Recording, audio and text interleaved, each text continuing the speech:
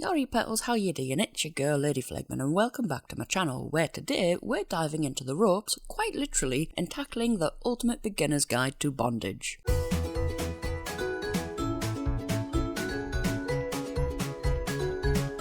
Yes, I thought today a good time to crack out the beginner's guide to all things bondage. I've actually had this script planned and half written for a while, but I wanted to get the more important safety videos like safe words out there first, before I start telling you all how to tie each other up. I also have to apologise if my voice sounds a little bit more gravelly than what it usually does. I am battling with a cold right now, so I do apologise. We'll be covering everything you need to know, the basics, the gear, the how to be safe, and of course, how to make it ridiculously fun for both you and your boo. Whether you're curious about trying it out for the first time, or just here to see what all the fuss is about, this is your no judgment, all fun crash course into the world of knots, cuffs, and blindfolds. So go grab a cuppa, get some snacks, and make yourself comfy, cause here we go. But first, of course, this video, like most of my videos, will be censored, so if you'd prefer watching the uncensored version, plus other exclusive content, head over to the Patreon page, link for which is in the description. Thanking you all muchly. What is bondage? Alright, let's kick things off with the basics. What even is bondage? Well, at its core, bondage is the act of tying someone, or yourself, up in a way that restrains movement, typically for sexual reasons, or it can be as part of an artistic expression. But don't go thinking it's as simple as grabbing the nearest scarf and hoping for the best. There's a whole world of technique, history, and meaning behind it. The roots of bondage go way back, like ancient history back. The Kama Sutra, one of the earliest known texts of humans, references restraint play as a way to enhance intimacy. And then there's something that you may not have clocked. Bondage is literally the B in BDSM, which stands for bondage, discipline, and pseudo-masochism. It's often the starting point for people curious about kink because it's versatile and adaptable. Plus, it's one of the most common f***s out there, so you're in good company if you're curious. Now, bondage isn't just about private bedroom fun, it's also influenced pop culture in a big way. As the book Bondage for Beginners puts it, by the 90s, bondage had gone mainstream and could be found on primetime hit television series such as Buffy the Vampire Slayer, where bondage gear such as handcuffs and collars and concepts such as safe words were included as a matter of course. And today, is there a designer left that hasn't used bondage elements? Fast forward to the post 50 Shades Grey era and bondage exploded into public consciousness. Suddenly everyone was buying silk ties and calling themselves a dom or a sub. But let's be honest, watching a Hollywood fluff piece and crocheting your own bondage rope doesn't make you a bondage expert. Bondage requires knowledge, practice, and emotional maturity to navigate safely and consensually. Bondage at its best is about trust, communication, and shared exploration. Whether you're intrigued by the artistic side, the power dynamics, or just the idea of trying something new, it's worth diving into with care and curiosity. So, where to start? Well, as Julie Andrews always sings, let's start at the very beginning. And when it comes to bondage, that beginning is trust. Bondage is not something you just jump into with a stranger you've only exchanged a couple of DMs with. Sure, spontaneity is fun, but this isn't the time for rolling the dice on someone's trustworthiness. You need a partner you feel safe with, both emotionally and physically, and of course someone who values your boundaries just as much as their own. And honestly, that's a good rule for anything, not just time, but I digress. Bondage requires a lot of trust because one person is giving up control, often in ways that makes them vulnerable. For some, this vulnerability is the whole point. It's deeply intimate and can be a beautiful way to connect. But intimacy doesn't happen without communication and safety. That's where SSC, safe, sane, and consensual, comes in. This principle is the backbone of kink and ensures that everything you're doing is rooted in mutual respect, understanding, and most importantly, consent. Now, let's get real. Unless you met your boo on a dating site like FetLife, like yours truly, odds are you haven't had a proper deep dive conversation into your fantasies, limits, and let's face it, you're not going to whip out the ropes and handcuffs mid-dinner without having that chat first. Hopefully. So here's the plan. Order your favourite takeaway, maybe crack open a bottle of wine or some fizzy pop if you don't like to drink, and have the talk. Hold up! No, not that talk, but rather the talk. Not sure where to start? Don't worry, it's a marathon, not a sprint. Start with some simple questions like, is there anything you've always wanted to try but haven't had the chance to, or courage to? What do you think about experimenting with restraints or sensory play? What's your hard no, and what might you be curious about exploring? Now, if you're struggling for ideas, don't worry, because I'm working on a video guide for talking to your boo about your so subscribe and all that jazz so you'll be notified for when that video drops. Anyway, when it comes to having the talk, it's all about taking your time and easing into things. Start slow, introducing new ideas gradually while making sure your partner is fully on board and excited about it every step of the way. You want to keep an open mind. Even if their fantasy doesn't quite match up with yours, hear them out without any judgment. Remember, they're putting themselves out there, and the quickest way to close that door is by being dismissive. Most importantly, create a space where they feel safe to share. Nobody wants to feel embarrassed or ashamed when opening up about something so personal. Let's be clear, acts are personal and it takes courage to share them. The last thing you want is to make someone feel unsafe or judged. For example, imagine trusting someone enough to say, "Hey, I'm into age play," only for them to recoil like you've just told them you eat puppies. Not the vibe we're going for. Instead, aim for openness and understanding, even if it's something you're not into. The goal here is connection, not division. Once you've laid the groundwork with trust and communication, then you're ready to dip your toes into the exciting world of bondage. The 4 types of bondage. Slightly misleading title, I'm aware. There are loads of different styles and techniques when it comes to bondage, but most of them can be grouped under 4 main categories. Of course, these aren't hard and fast rules, as there's plenty of overlap and variety, but these categories are a good way to get your head around the basics. I'm also not including shibari here, as that topic deserves its own video. Anyway, restraint bondage. Restraint bondage is the most classic and straightforward form of bondage. The primary goal is to restrain and restrict movement, creating a feeling of vulnerability and control. Think handcuffs, ropes, or even scarves tied around wrists and ankles. Restraint bondage can range from soft and playful, like tying someone's hands to the bedposts, all the way to intricate setups involving full body restraint. Restraint isn't just about physical, it's also about the psychological. Many people find the sensation of giving up control or taking it exciting and liberating. Stimulation bondage. With stimulation bondage, the focus shifts from restricting movement to enhancing physical sensations. Ropes, cuffs, or ties are carefully placed to stimulate sensitive areas of the body. For example, a rope might be tied to press against the inner thighs or chest to create arousal. This style of bondage often incorporates elements of sensation play, using textures, pressure, and tension to heighten the experience. A well-known subtype here is bondage, where the binding intentionally causes discomfort or pain in specific areas. An example of this is bondage, where the rope compresses or accentuates the chest, creating both aesthetic appeal and physical stimulation. Suspension bondage. Suspension bondage is the one that looks the most dramatic and artistic. It involves tying someone up, then suspending them off the ground, typically from an overhead fixture like a beam or a hook. It's not just about the aesthetics. Being lifted and held in mid-air can actually create an intense sense of vulnerability, exhilaration, and even serenity. That being said, suspension bondage requires skill, practice, and a focus on safety, as poor technique can lead to injury, or even worse. It's definitely not something to dive into as a beginner, but it is an incredible experience for those ready to explore it under the guidance of someone else experienced. Predicament bondage. Predicament bondage, often called mental bondage, is more about discipline and endurance rather than the rope themselves. It places the person in a specific pose or position that becomes increasingly uncomfortable over time. For example, they might have to stand on tiptoes with their hands tied behind their back, or they could be tied in a way that forces them to balance precariously. The challenge is maintaining the position until told otherwise, blending physical restraint with psychological tension. Know your equipment.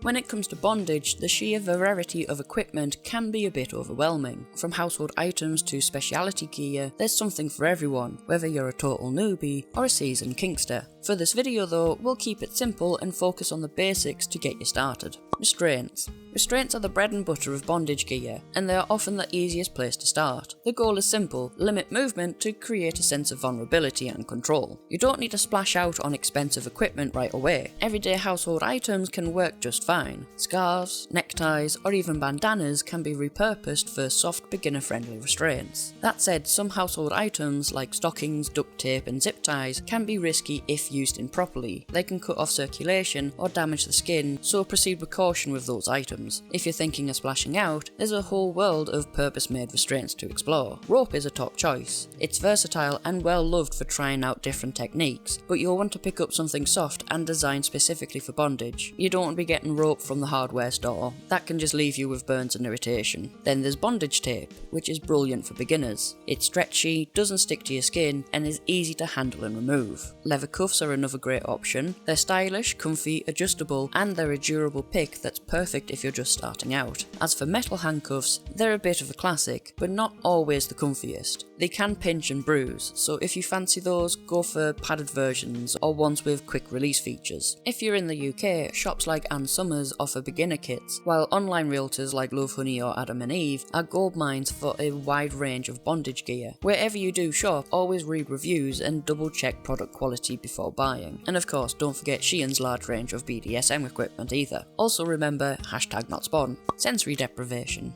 Sensory deprivation can be a brilliant and approachable way to start exploring BDSM. By limiting senses like sight and sound, you can turn up the intensity of the other senses, making every touch feel that much more thrilling. A simple blindfold, whether it's just a scarf or something fancy like a padded leather mask, is a perfect starting point. Taking away sight adds an edge of anticipation, making each moment feel electrifying. Gags are another option, designed to muffle sound or speech. Whether it's a ball gag, a bit gag, or a breathable silicone one, there's plenty of choice, but of course always do your homework on safe use, as they can affect breathing. If you're keen to play with sound, pop in some headphones or try earbuds. Blocking out noise can really heighten the way you feel touch. At the heart of sensory deprivation is trust and intimacy, so take your time, keep things steady, and always check in with your boo.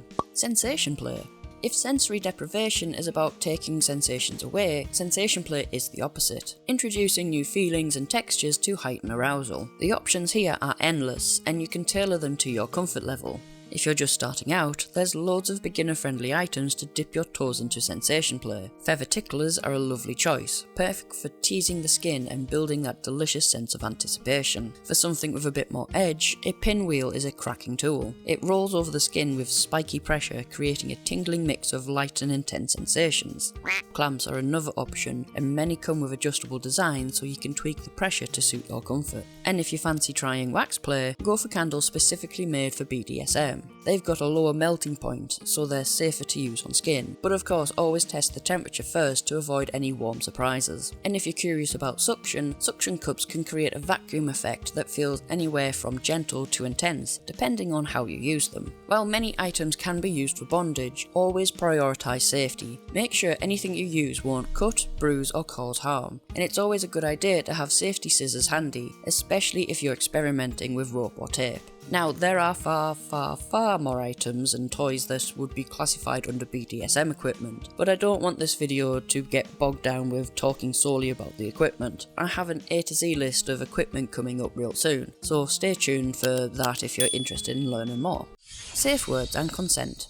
So, you've had the talk about fantasies, maybe even bought your first pair of handcuffs. What happens next? Well, it's time to dive into one of the most critical aspects of BDSM, boundaries and safe words. Now, I know I've already done a video on it, card in the corner, so I will keep this concise. But stepping into the world of BDSM isn't something you can cannonball into. It's more of a gentle dip your toes into the water kind of situation. Before you even think of tying each other up or diving into a scene, you need to establish clear boundaries and communicate openly about what each of you is comfortable with. It's perfectly fine if your idea of a first-time bondage experience is something as simple as being lightly tied to the headboard. What's not fine is going in without discussing limits, expectations and safety measures. BDSM involves an inherent level of risk, and if you're not upfront about what you're okay with, you and your boo could end up hurt, physically, emotionally or both. BDSM contracts. Let's talk about BDSM contracts for a minute, a tool that, believe it or not, 50 Shades actually didn't get entirely wrong. It's about the only thing it didn't get wrong. These contracts aren't legally binding or anything like that, but they're a brilliant way to make sure everyone's on the same page. They let you lay everything out clearly, from hard limits, the absolute no-go zones, to your soft limits, which might be things you'd consider with a bit more trust or the right prep. They can also include your interests, the stuff you're curious about or excited to try, as well as any dislikes. Those activities that you've had a go and realised that they really aren't for you. And don't forget Aftercare either. It's important to spell out what you and your boo might need to feel safe and looked after once the scene wraps up. It's all about communication and making sure everyone feels comfortable and understood. Think of it as a roadmap to navigate your journey. It's not about creating rules that you're forced to follow. It's about understanding each other's boundaries and ensuring everyone feels respected and safe. Again, I have another video going into way more detail about contracts and how to make them and stuff, so card in the corner again. Safe words. Safe words are essential for BDSM play because they're your lifeline when things get a little too intense, or if something goes wrong. A safe word is a specific word or phrase that you and your boo agree upon to signal when to stop or adjust the scene. When choosing a safe word, pick something you wouldn't normally say during intimate moments. Random words like banana, pineapple, or unicorn are common choices because they're unlikely to pop up accidentally. Make sure both you and your boo know the word and what it means. And if trying to remember a single word feels a bit much in the heat of the moment, you can always use the traffic light system. It's a popular and easy alternative. Green means everything's going smoothly and you're happy for things to carry on. Amber or yellow is your signal that things are getting a little bit too intense, so it's time to slow down and make some adjustments. And red, that's the full stop, meaning everything needs to come to an entire halt straight away. It's simple, clear, and works brilliantly when you need to communicate quickly. Again, I have a video going into the details of safe words, so definitely watch that, card in the corner, again. But why not just say stop? You might be wondering why not just say stop if you want to stop. Well, in many BDSM scenarios, saying stop or no might actually be part of the roleplay. For example, in an interrogation or captive scenario, the submissive might beg the dominant to stop, but they don't actually want the scene to end. They're just playing into their role. This is where safe words would come in handy. They're clear, unambiguous signals that break the roleplay and ensure both parties know when something needs to pause or stop entirely. Comforting and reassuring your boo. If something doesn't feel right, say the restraints are too tight or you're feeling overwhelmed, you can say your safe word to pause the action. Once the issue is addressed, you can decide whether to continue, adjust the scene, or stop altogether. And here's the thing, pausing the fun doesn't mean the night is ruined. Sometimes, taking a step back can make the experience even better. If you're feeling overwhelmed or need a break, your boo should prioritise your comfort and safety. If a scene needs to pause or stop, it's important to handle it with care. The dominant partner especially should provide comfort and reassurance to the submissive. This might mean cuddling, offering kind words, or giving them a massage, whatever helps make them feel safe and cared for. And one of the biggest no-nos here is pestering your boo to continue. If someone says they need a break, respect that completely. A good BDSM experience is built on trust, and pushing someone beyond their limits will shatter that trust faster than you can say a safe word. Ways to incorporate bondage into SMECs. So you're ready to spice things up and introduce a little bit of bondage into your bedroom antics. But where do you even begin? Bondage doesn't have to be complicated or intimidating, and there are loads of ways to ease it into your SMEC's life, whether you're dipping your toes in or going all out. Roleplay. Roleplay is one of the easiest ways to bring bondage into your time because it gives you both a fun storyline to follow. For example, you could try a classic damsel in distress scenario where the villain has captured the helpless. The ropes and restraints become part of the story, enhancing the thrill of the roleplay. And don't feel limited to just this trope. Think about your own fantasies, whether it's a cheeky burglar breaking into the house or a captured spy resisting interrogation. The possibilities are endless. That added element of bondage makes the roleplay feel more immersive and exciting. The soft approach, gentle and intimate. If you're brand new to bondage, there's no need to dive headfirst into full-on restraint or suspension. Start with something light and sensual, like using scarves to tie your partner's wrists and ankles together. One good way to explore this is incorporating sensory play. For instance, you could blindfold your partner using a scarf or sleep mask. This adds an element of surprise and heightens anticipation. You could also then gently tie their wrists together with soft material like a scarf or bondage tape. And then once they're at your mercy, you feed them indulgent treats, like grapes, strawberries, chocolate or ice cream. The combination of the blindfold, restraint and sensory stimulation creates an intimate and playful moment that's perfect for beginners. The dive right in approach.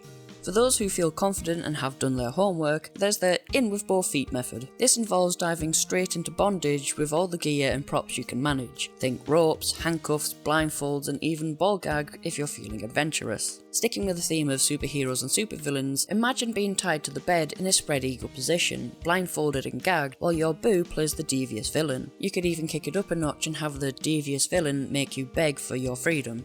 Bondage games. If you're looking for something a little bit more structured, or you're not feeling particularly creative, bondage games can be a fantastic way to explore. There are plenty of options available online, from free printable games to pre-packaged kits you can buy. One example is the IOU game from Lovehoney. It includes a set of naughty coupons with dares and tasks to spice up your evening. These kinds of games often come with basic tools like a blindfold or some rope, making them great for beginners. Again, hashtag not spawn. Other games might involve dice rolls, card draws, or spinning a wheel to determine who's in control and what activity to try. They're light-hearted, fun, and perfect for couples who want to experiment without taking things too seriously. Aftercare. So, you've played your bondage games, you've tied each other up and had an unforgettable time. What happens now? Well, enter Aftercare, the often overlooked but absolutely essential part of BDSM play. Aftercare is what you and your boo do post-scene to ensure that you're both feeling safe, cared for and emotionally well balanced. It's not just about cuddling, though that is a classic choice. It can include anything from having a snack together, to chatting about how you're feeling, or just lying in comfortable silence. The goal is to wind down and ensure that any intense emotions or sensations from the scene are processed in a healthy, supportive way. Why Aftercare matters. Bondage and BDSM aren't your average bedroom activities. They're emotionally and physically intense experiences. Without proper aftercare, a scene can leave one or both partners feeling vulnerable, confused, and even distressed. When you're engaging in BDSM, your body releases a cocktail of hormones: adrenaline, endorphins, and oxytocin, just to name a few. This rush can create feelings of euphoria during the scene, but once it's over, your body might crash. This is often referred to as a sub-drop or dom drop, depending on your role. Submissives in particular might feel emotionally raw or drained after giving up control. Dominants aren't immune to this either. There's a lot of pressure on them to stay in charge, read the situation, and ensure their partner's safety. This is why aftercare is crucial for both partners. Aftercare isn't a one-size-fits-all situation either. It's as unique as the people involved. This is why you should discuss aftercare preferences with your boo before you start experimenting with bondage or BDSM. Ask questions like, what helps you feel calm and comforted after a scene? Are there specific things you don't want during aftercare? Do you prefer physical closeness or do you need space to process? Examples of aftercare activities could include cuddling or holding each other, wrapping up in a warm blanket, having a snack or drink to replenish energy, chocolate, tea, or even a full meal can help, talking about how the scene went, what worked, what didn't, and how you both feel, watching your favourite show or listening to music to relax, or tending to any physical needs like applying lotion to rope marks or taking a soothing shower. Aftercare isn't just about physical comfort, it's also about addressing the emotional aftermath of the scene. BDSM often involves elements of roleplay, humiliation, or dirty talk that might feel awkward or upsetting once the moment has passed. For example, you might love being called a naughty little during scenes, but feel uncomfortable with that language outside of play. Aftercare is the time to reassure your boo, or be reassured yourself, that everything said or done was part of the fantasy and not reflective of your real-life relationship. It's important to remember that both the submissive and dominant partners are vulnerable in their own ways during BDSM play. Submitting to someone requires a massive amount of trust, as you're literally putting your safety into their hands. But dominating someone is no less demanding. It's a role that requires constant awareness, responsibility, and control. This is why aftercare isn't optional. It's the moment where both partners can decompress, acknowledge the intensity of what just happened, and reconnect as equals. So what happens next? So you've had your fun, you've tied each other up, taken care of each other, and maybe spent the evening snuggling in each other's arms. What now? You do it again, of course. Not right away, I mean, you're probably knackered and in need of some sleep, but next time you're ready to spice things up again. BDSM and bondage aren't just one and done activities. It's something you can revisit and refine as you go. In fact, I have a hard, fast rule when it comes to this kind of thing. Try things at least 3 times. The first time is your free pass. It's all about figuring out what you're doing and getting comfortable. The second time, you're starting to get the hang of it and learning what works for you. And by the third time, you'll know if it's truly something you enjoy or if it's just not your thing. Remember, there's no rush, no pressure, and no right way to approach bondage or BDSM. It's about exploring what makes you and your boo feel good, building trust, and creating experiences that are both thrilling and intimate. What if you don't enjoy it?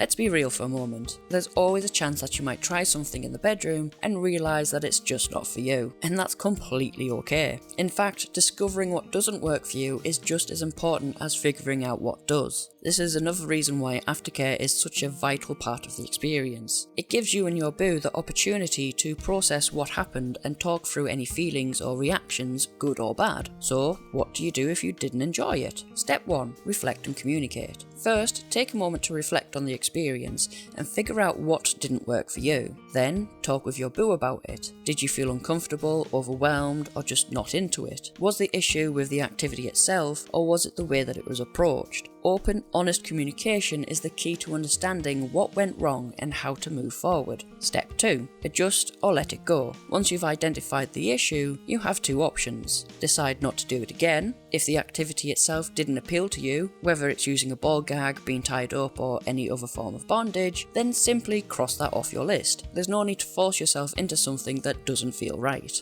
Or try a different approach. Sometimes it's not the activity itself, but the way it was done. Let's say you tried a ball gag and hated it. Maybe it wasn't the gag itself, but the size, material, or fit. There are loads of alternatives to explore, from smaller ball gags to breathable silicone ones, bandanas, or even bondage tape. Experimenting with different types might lead you to something that feels more comfortable and enjoyable. Same goes for other forms of bondage. Didn't like being tied up? Maybe you'd prefer softer restraints like scarves instead of rope. Hated being blindfolded? Perhaps a dimly lit room could create a similar vibe without the sensory deprivation. The key is to customize the experience to suit you. Step 3. Release the pressure. There's absolutely nothing wrong with not enjoying something, and you should never feel pressured, either by yourself or your boo, to do it again. Not every experiment is going to be a winner, and that's part of the journey. That said, it is important to understand the difference between being coerced and trying something to please your partner. Being coerced is when someone pressures or manipulates you into doing something against your will. This is never acceptable and goes against the core principles of consent. Whereas trying something to please your partner is a little bit more nuanced. If you tried something that your boo expressed interest in and you were willing to give it a go, that's still consensual, whether you enjoyed it or not. However, you should still feel empowered enough to say, I didn't enjoy that and I'd rather not do it again.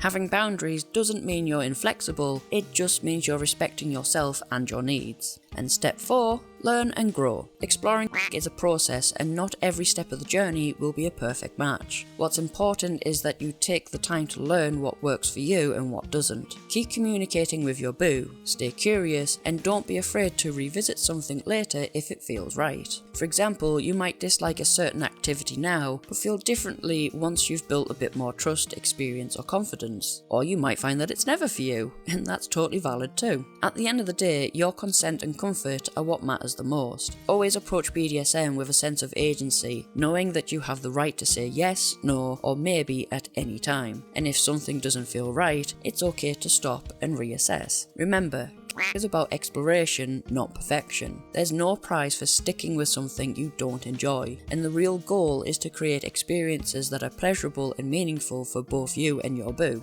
And there you have it, my little petals, your beginner's guide to bondage, all tied up with a pretty little bow. From safe words to silk scarves, we've covered the essentials to help you explore this exciting world confidently.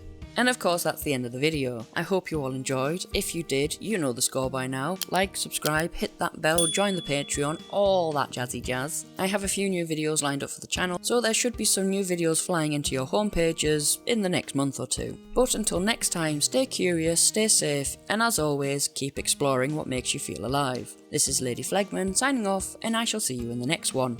Bye!